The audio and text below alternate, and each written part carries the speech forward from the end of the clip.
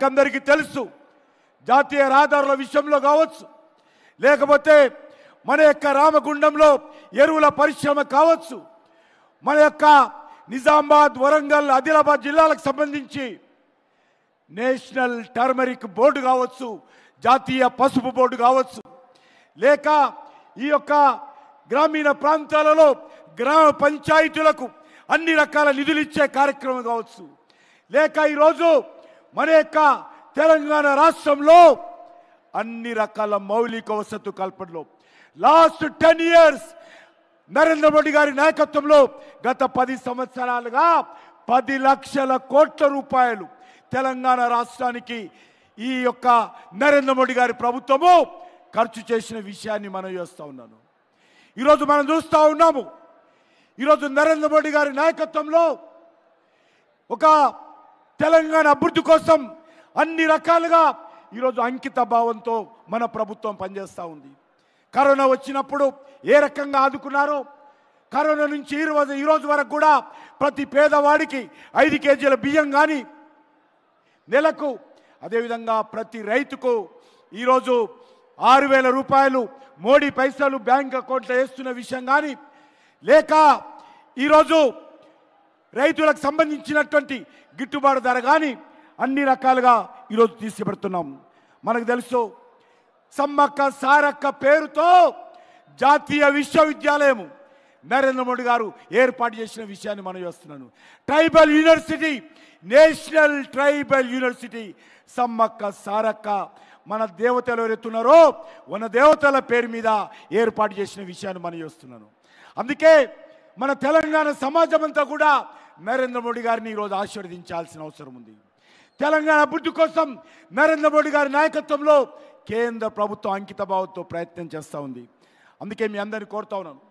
ఈరోజు మనం చూసాము, ఈ రాష్ట్రంలో 10 సంవత్సరాలుగా అధికారంలో ఉన్నటువంటి బీఆర్ఎస్ పార్టీ, కేసీఆర్ కుటుంబము ఏ రకంగా దోపిడీ చేసిందో మనకు తెలుసు. 1,000 కోట్ల రూపాయలు దోపిడీ చేయడం జరిగింది.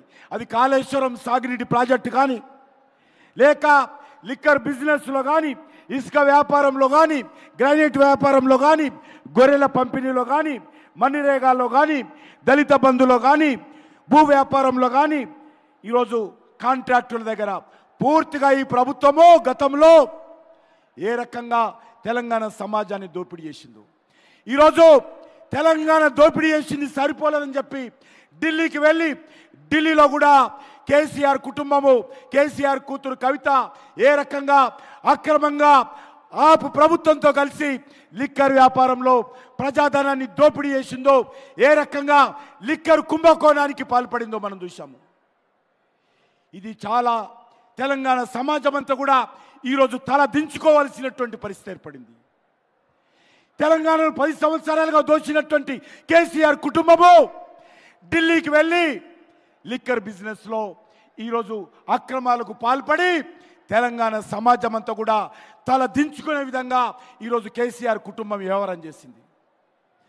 ఈరోజు కాంగ్రెస్ పార్టీ మళ్ళీ అధికారంలోకి వచ్చింది.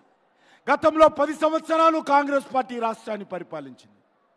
మళ్ళీ మొన్న టీఆర్ఎస్ పార్టీ 10 సంవత్సరాలు పరిపాలించింది. మళ్ళీ ఈరోజు కాంగ్రెస్ పార్టీ అధికారంలోకి వచ్చింది. కాంగ్రెస్ పార్టీ కుక్కతోక వంకరినట్టుగా ఈరోజు తన అవినీతి కార్యక్రమాలు మళ్ళీ తెరలేపడం జరిగింది.